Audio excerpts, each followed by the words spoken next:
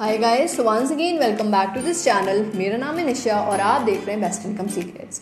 सो सबसे पहले मैं सभी विमेन को जो भी अभी इस वीडियो को देख रहे हैं या जो भी मेरे सब्सक्राइबर्स हैं, मैं उन सभी को I want to wish them a very happy women's day.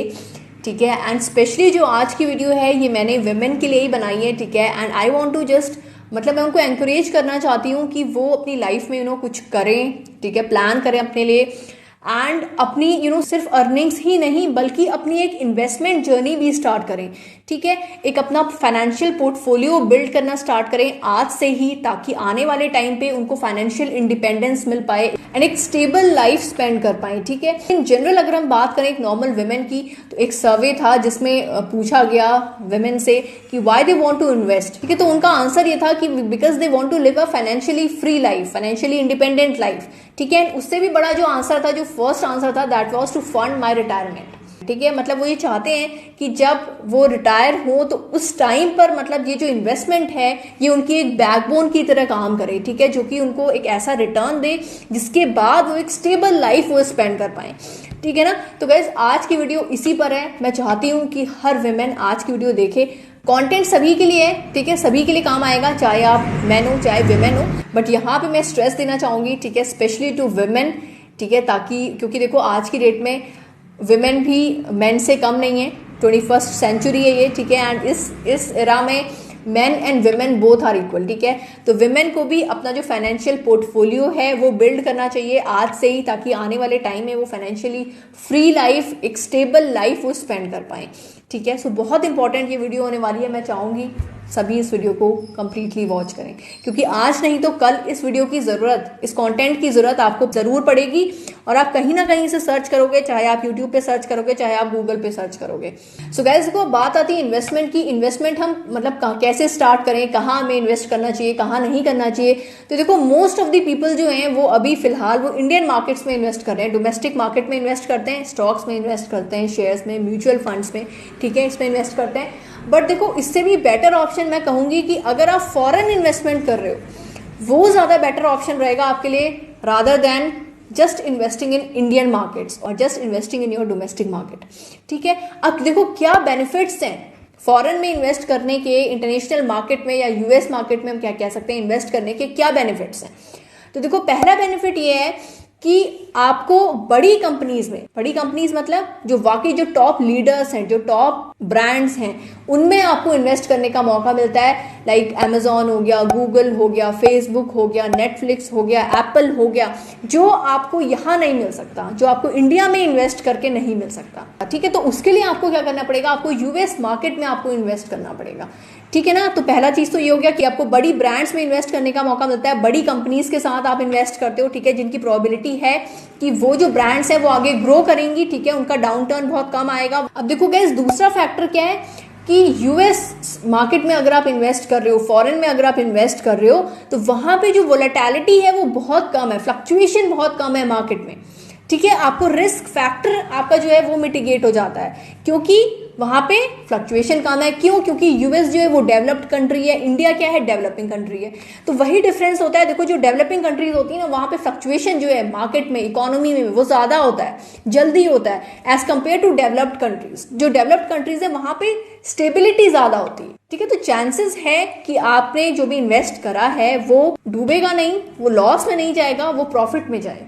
ठीक है, तो ये चीज होगी, रिस्क मिटिगेट हो जाता है। तीसरी चीज देखो कि आपको अगर आप बाहर भी अगर आप निवेश करते हैं, बाहर भी अगर आप इन्वेस्ट करते हैं, तो आपका जो इन्वेस्टमेंट पोर्टफोलियो है ना वो डाइवर्सिफाई हो जाता है। ठीक है, अब देखो इसका क्या मतलब है। जब भी हम इन्वेस्टमेंट की बात करते हैं, हमेशा आप जब भी देखोगे, जब भी आप सुनोगे लोगों से, तो ये एक टिप होती है लोगों की कि डाइवर्सिफाई करके चलो, डाइवर्सिफिकेशन रखो अपने इन्वेस्टमेंट में।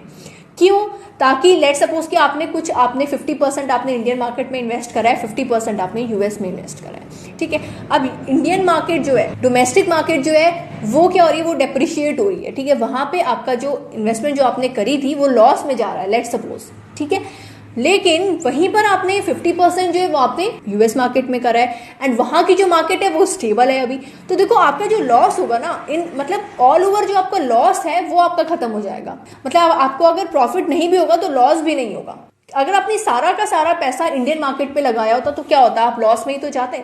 बट क्योंकि आपने डाइवर्सिफाई कर रखा है अपना पोर्टफोलियो, आपने कुछ वहां लगाया, कुछ वहां लगाया, कुछ, हम क्यों कहते हैं म्यूचुअल फंड्स में इन्वेस्ट करना है, क्योंकि वहां पे अलग अलग कंपनीज में आपका पैसा इन्वेस्ट किया जाता है, ठीक है ना, ताकि आपका जो रिस्क है वो मिटिगेट हो पाए।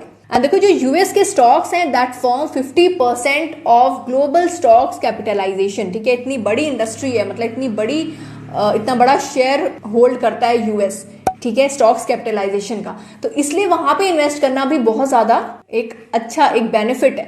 सो गाइस देखिए, अब बात आती है कि आप कैसे इन्वेस्ट कर सकते हो, ठीक है, क्योंकि देखो जो बिगनर्स होते हैं उनको भी काफी प्रॉब्लम होती है, क्योंकि उनको इतना ज्यादा नॉलेज नहीं होती इन सारी चीजों के बारे में कि कैसे इन्वेस्ट करना है, ठीक है, क्या क्या फॉर्मेलिटीज करनी होती हैं। तो देखो यहाँ पर एक बहुत ही इजीएस्ट मेथड मैं आपको बताने वाली हूँ। फॉरेन में अगर आप इन्वेस्ट करना चाहते हो, यूएस में इन्वेस्ट करना चाहते हो, ठीक है, इंटरनेशनल मार्केट में इन्वेस्ट करना चाहते हो, तो उसका एक बहुत ही आसान सा तरीका है, that is through foreign portfolio investment, FPI कहा जाता है इसको, ठीक है। बहुत सारे लोगों को इस बारे में पता ही नहीं है, ठीक है, बट ये इजीएस्ट मेथड है इन्वेस्ट करने का, इजीएस्ट वे है जिससे आप अपनी फॉरेन इन्वेस्टमेंट जर्नी आप स्टार्ट कर सकते हो, ठीक है। एंड देखो इसके लिए कंपनी है स्टॉकल, लिंक मैंने डिस्क्रिप्शन में दे रखा है, तो वहां से जाकर के आप उस कंपनी की हेल्प से आप यहाँ पे इन्वेस्ट कर सकते हो। एंड ये जो प्लेटफॉर्म है स्टॉकल, ये बहुत ही आपको बेहतरीन अपॉर्चुनिटी देता है कि आप विदाउट रिस्क, मतलब विद मिनिमम रिस्क आप कह सकते हैं, आप अपनी इन्वेस्टमेंट जर्नी स्टार्ट कर सकते हैं, ठीक है। विद अ सिंगल अकाउंट आप यहाँ पे आप इन्वेस्टमेंट आप स्टार्ट कर सकते हो।